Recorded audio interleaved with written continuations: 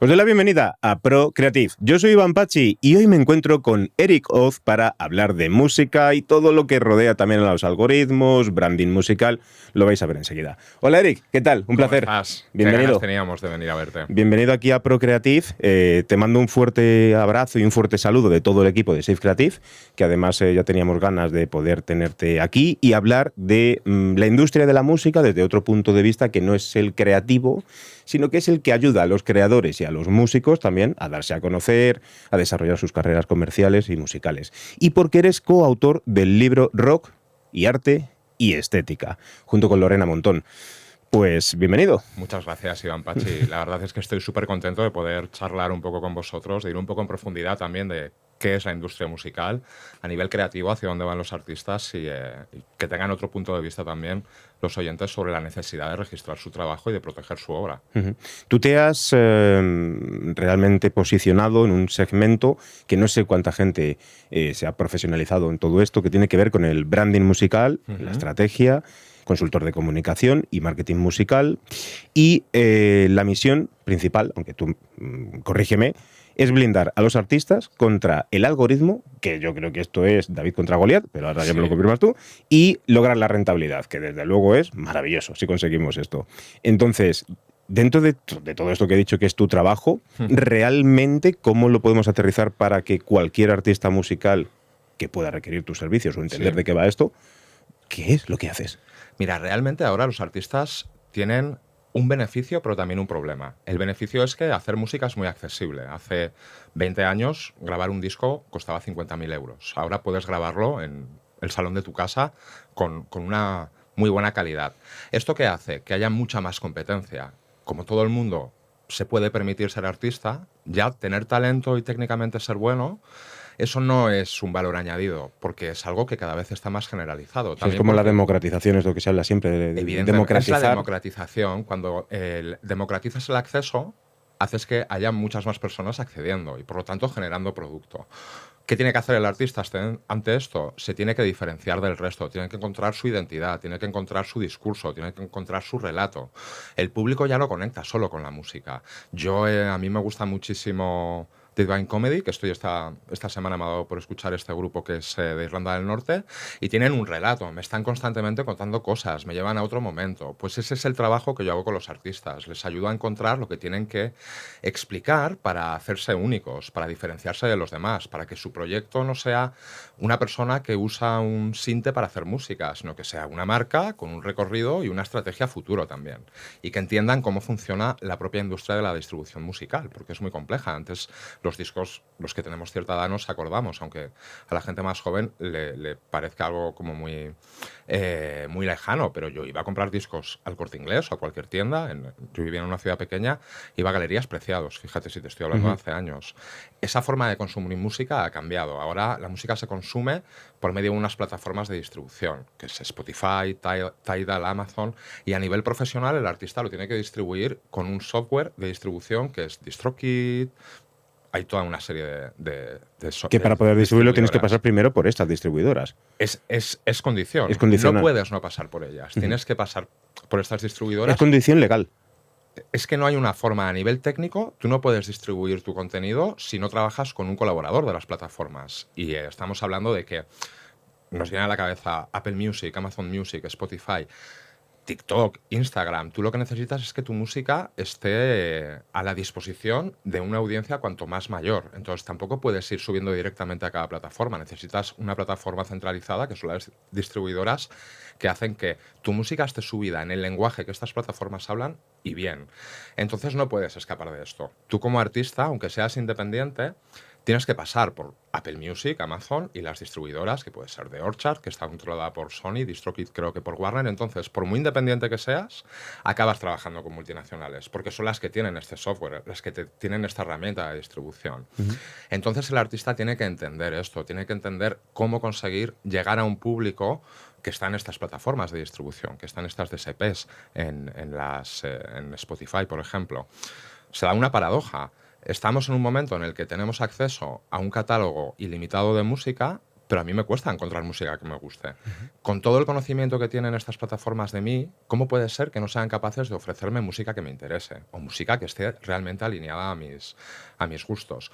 Mi próxima canción favorita, yo estoy seguro de que está en Spotify, pero no me la enseña.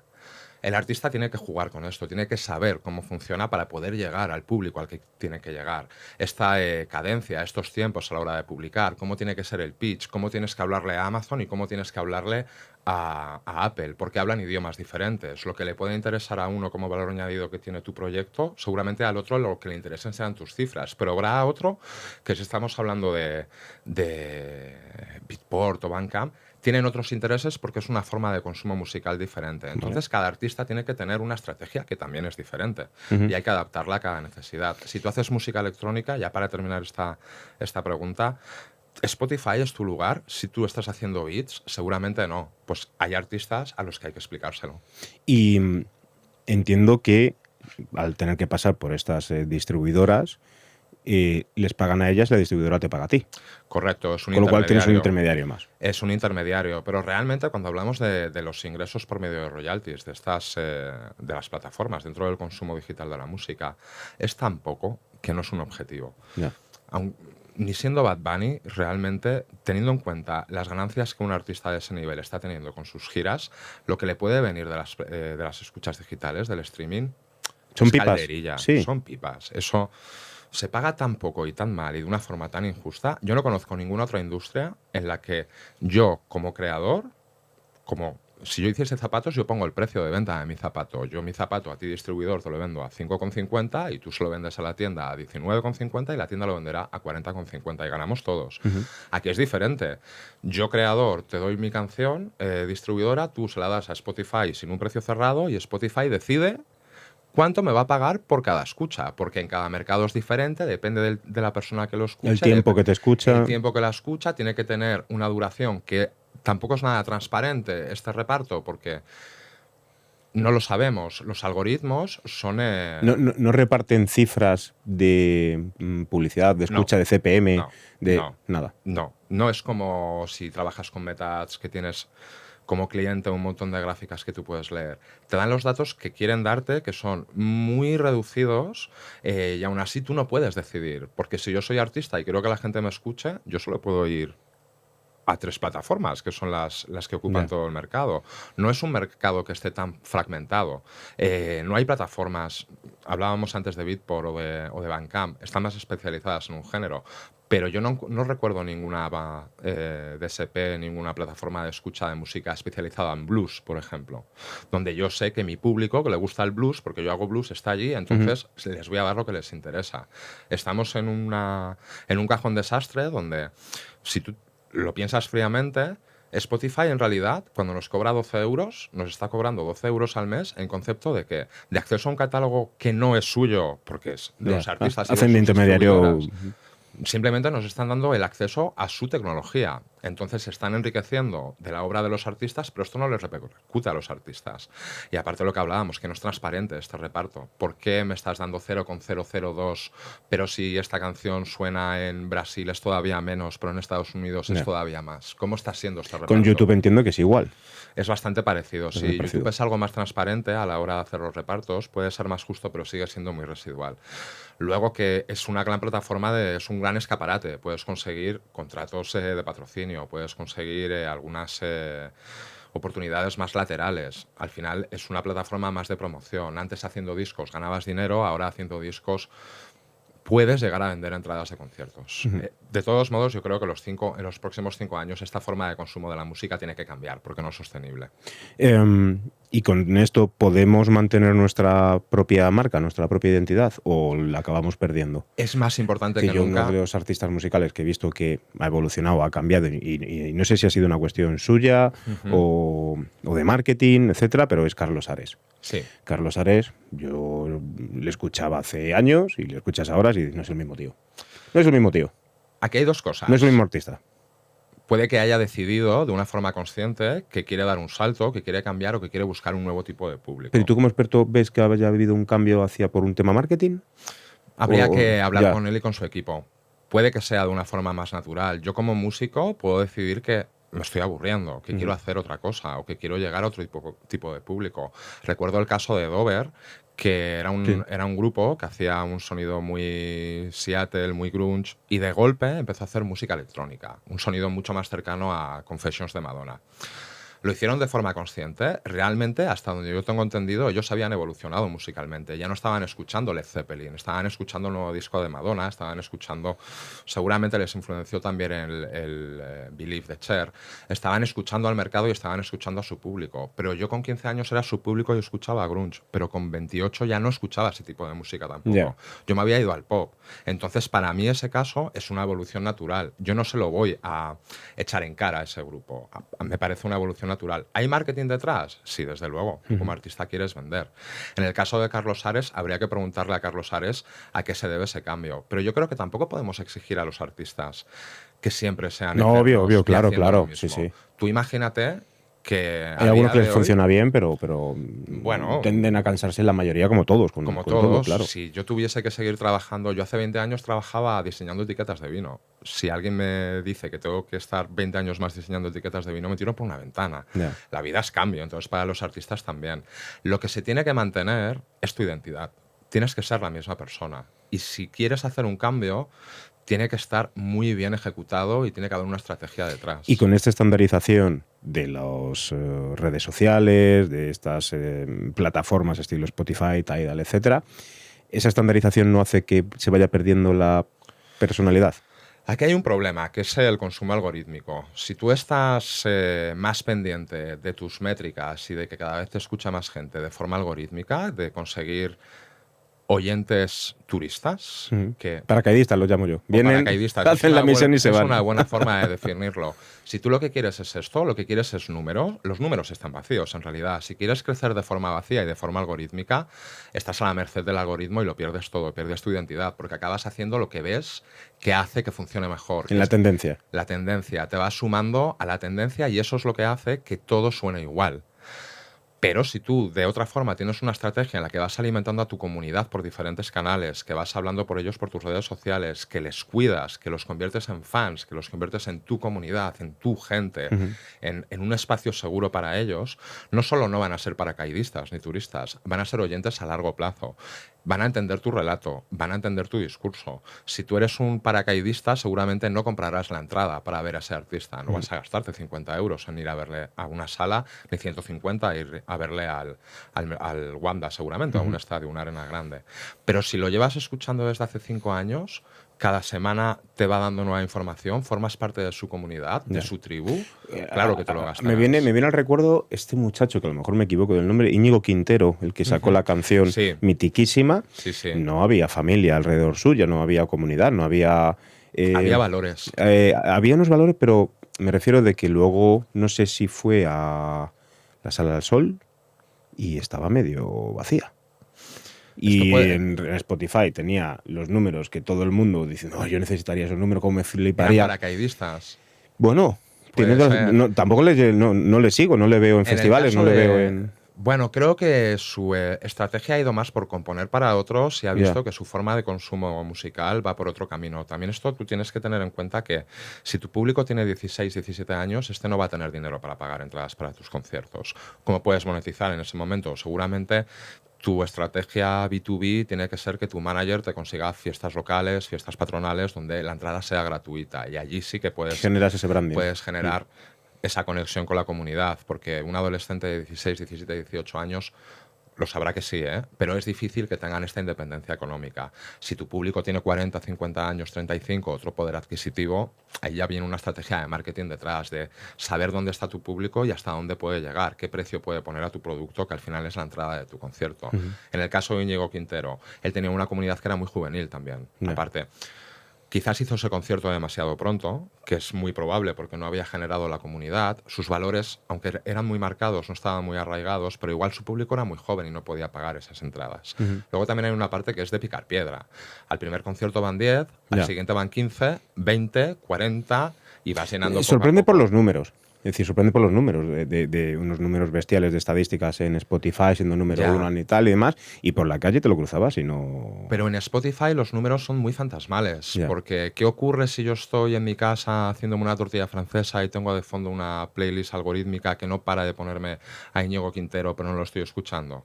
Lo estoy oyendo de fondo, pero no lo estoy escuchando. Nunca me voy a convertir en un fan, nunca voy a ponerle ni nombre ni Ujú. cara. Simplemente es un jingle casi publicitario Sí.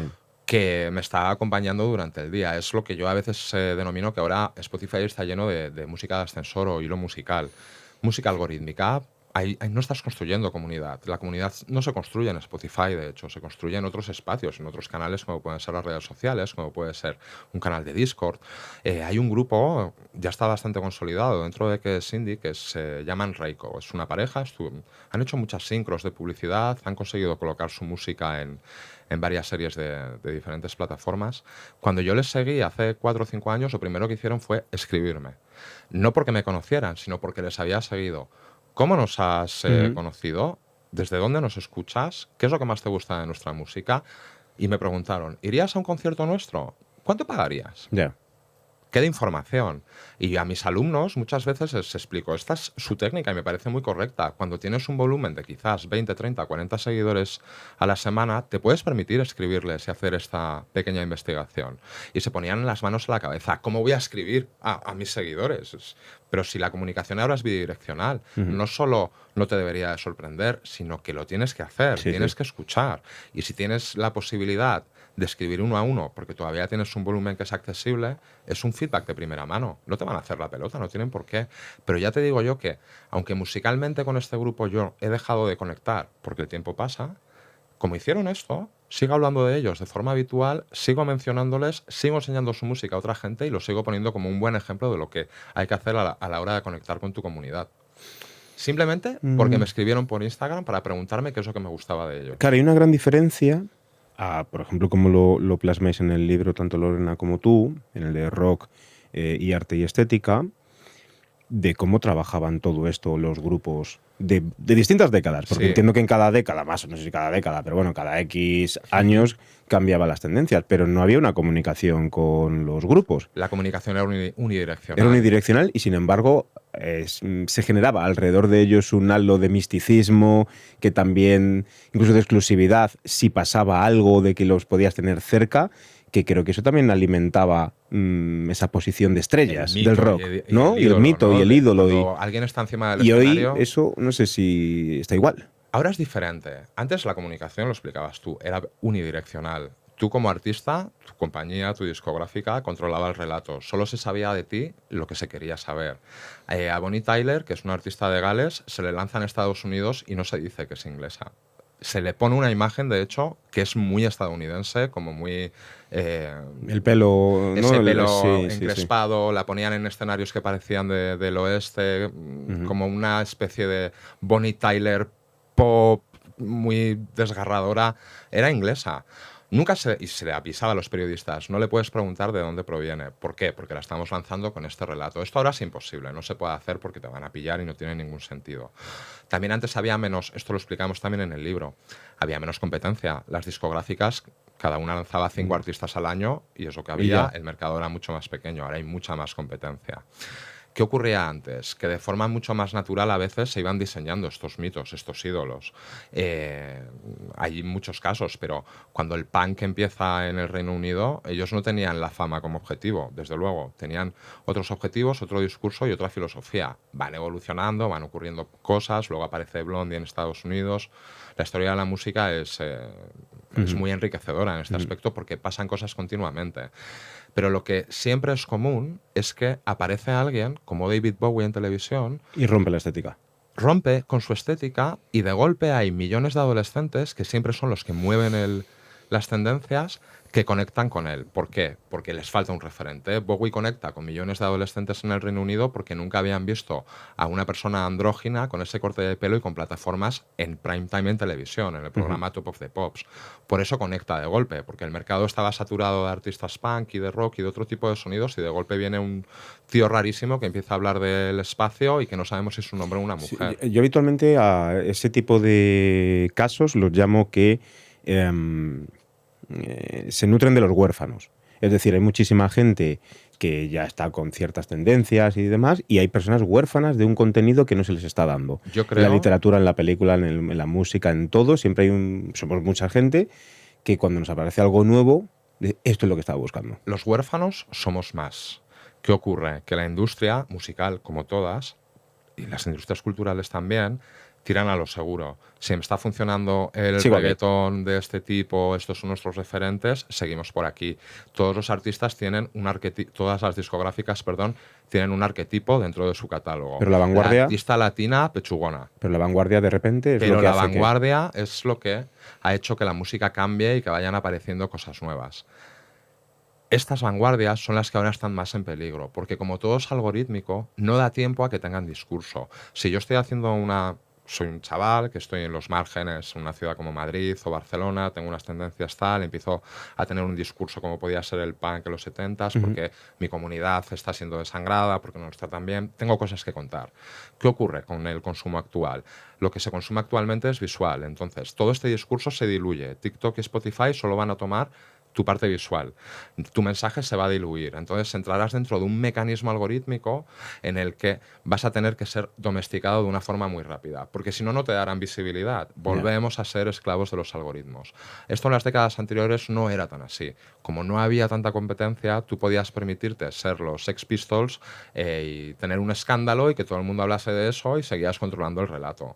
Ahora es mucho más complicado. ¿Y dónde encuentran los artistas musicales que no haya un algoritmo que decida que se les visibiliza y que no? Porque las radios musicales están como están. No existen. No existen. La Saint TV ya sabemos que, bueno, pues no, Tampoco. YouTube tampoco, se lo ha comido YouTube. Todo algoritmo. Que queda a la calle.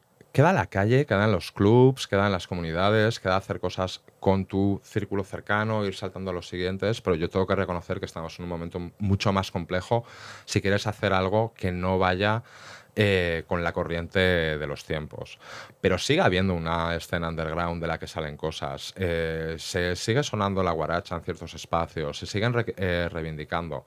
Hay artistas que van todavía más hacia sus raíces. Hay artistas como puede ser Bayuca en Galicia, que está reivindicando dentro de la electrónica la música folclórica. Amaya en su último disco también estaba reivindicando la música folclórica. Y eso que ya son ejemplos de artistas más consagrados, pero siempre se pueden hacer otro tipo de cosas y otro tipo de música. Tú también como artista tienes que pensar, ¿cuál es mi objetivo? Si tu objetivo es llenar un estadio, no hagas nada raro, tienes que seguir nadando con la corriente, no puedes ir en contra. A eso sí, si tu objetivo es que tu mensaje pregne, que seas una persona que sea considerada interesante, intelectual, allí sí que tendrás que hacer otra cosa. Dinero no habrá, ganarás muy poco. A lo mejor tienes que trabajar como técnico de sonido en la gira de otro artista, o de corista, o lo que sea, o como músico de estudio, aunque ya casi no hay. Pero bueno, ahí también tú tienes que decidir qué es más importante para ti. ¿El éxito vacío? ¿Prefieres ser cola de león o cabeza de ratón? Yo prefiero ser cabeza de ratón que cola de león. Pero tú puedes preferir ser cola de león. No pasa nada. Cada uno tiene sus objetivos en la vida.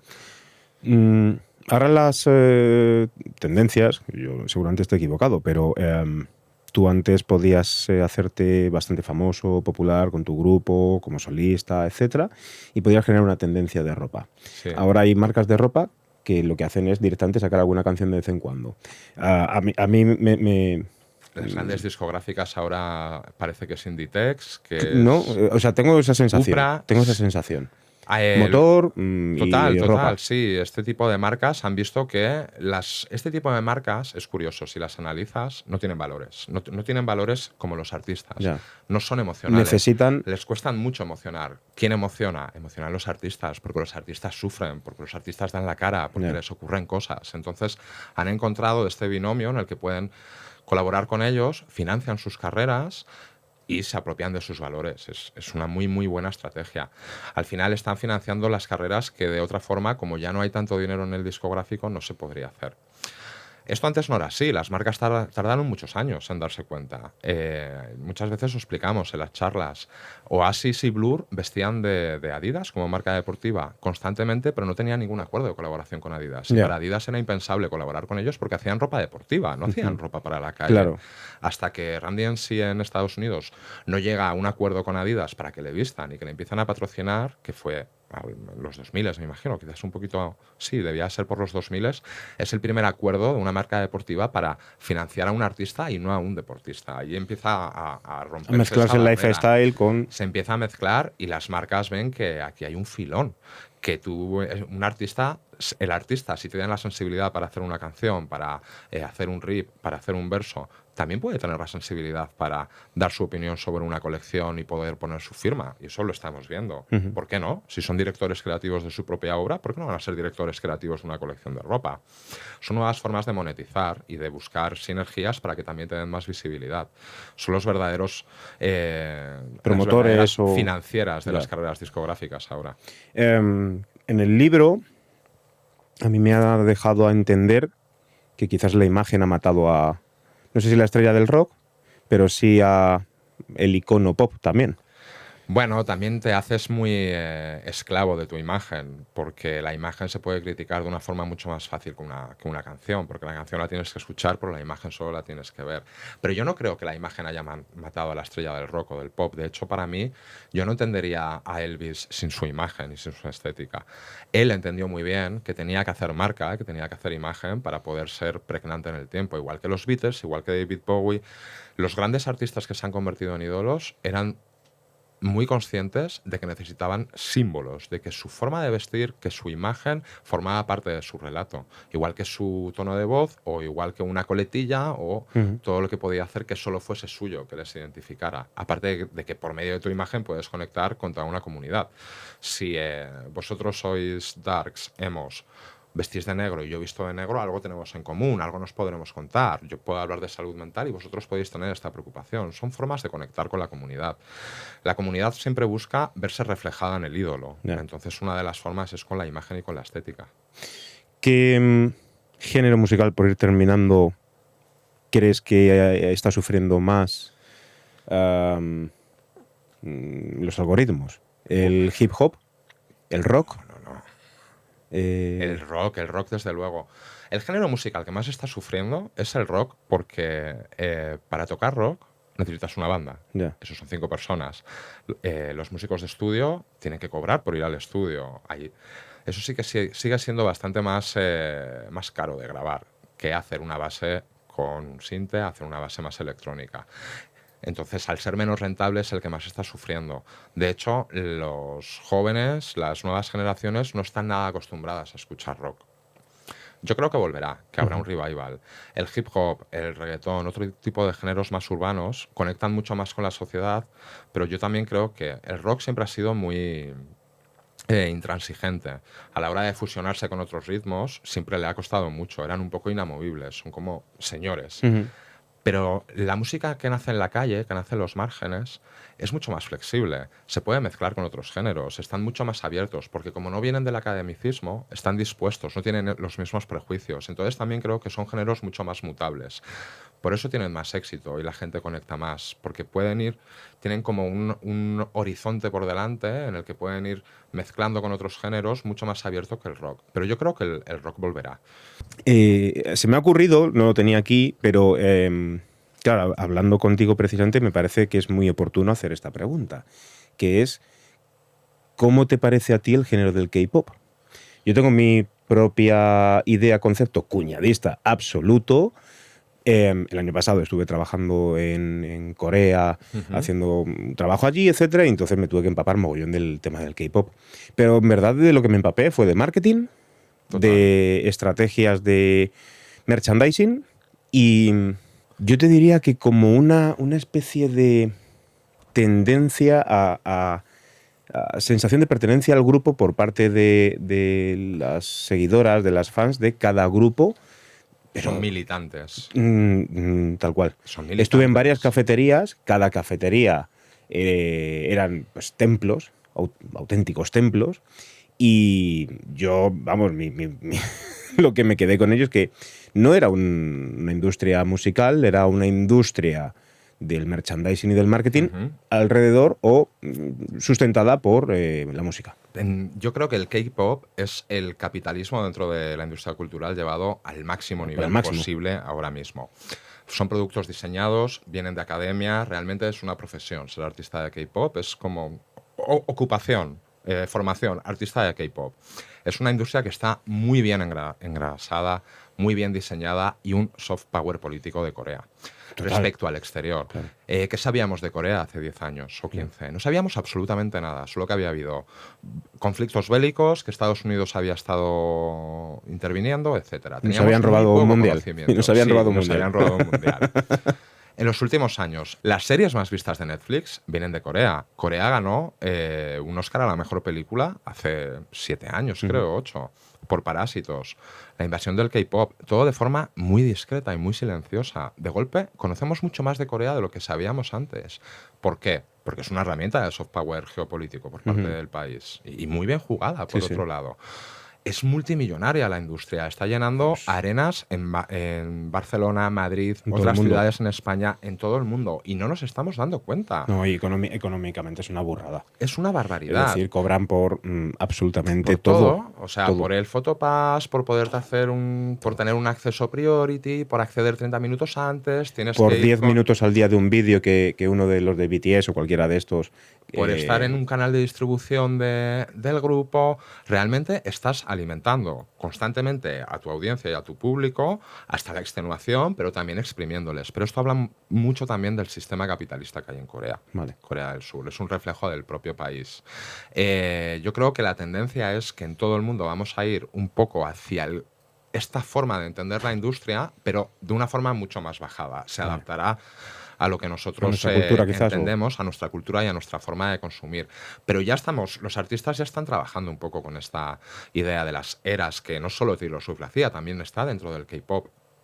También la industria está trabajando en esta comunicación con la comunidad. Aitana acaba de lanzar también un stick de 15 euros, creo, como merchant para 15. Su público. Es que son $100 a veces así. En el caso del calcetines. K-pop, sí. Pero te lo tienes que comprar si eres un seguidor. Hombre, claro. No, es necesario, porque aparte, como interactúa con el propio concierto, forma parte de la propia experiencia de usuario dentro de este diseño de producto. Es el marketing llevado al siguiente nivel. Yo creo que lo estamos ya adaptando a nuestras formas de trabajar. Estas residencias eternas, estamos hablando de Shakira va a hacer 10, 11, 12 fechas en Madrid. Esto ya viene también de la industria coreana. Ya estaban trabajando de esta manera. Casi son residencias permanentes.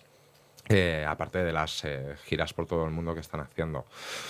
Si tú recomendarías a un artista nacional relativamente no muy conocido darle una vueltita a este tipo de cosas si quiere darse a conocer más? ¿O no exactamente. Vale. Yo creo que un artista, lo que yo le recomendaría es que tiene que conocer todo el contexto de la industria en la que está trabajando, y este es uno de ellos. Si tiene que ver en qué se puede reflejar y qué puede coger de esa estrategia que le pueda servir, y habrá el 90% de las técnicas no le servirán para su proyecto, porque es un proyecto diferente, en otro momento, en otra situación y que va en otra dirección. Pero seguro que aprende algo. Yo cuando voy a ver una película al cine, hay muchas veces que la película me parece aburridísima y no conecto nada con ella. Pero seguro que algo me está gustando, ya sea la fotografía, la iluminación, la interpretación de una actriz en particular o de un actor, cómo está siendo el montaje, cómo están sincronizando con la música. Siempre saco algo. Esto es igual. Cuando la gente critica un género de música que no le gusta, habrá mucho con el reggaetón en la gente de mi edad, que no conecta. A mí me encanta. Me encanta porque aprendo un montón de nuevas formas de comunicar, de nuevas formas de hacer música, de nuevas formas de conectar con la comunidad.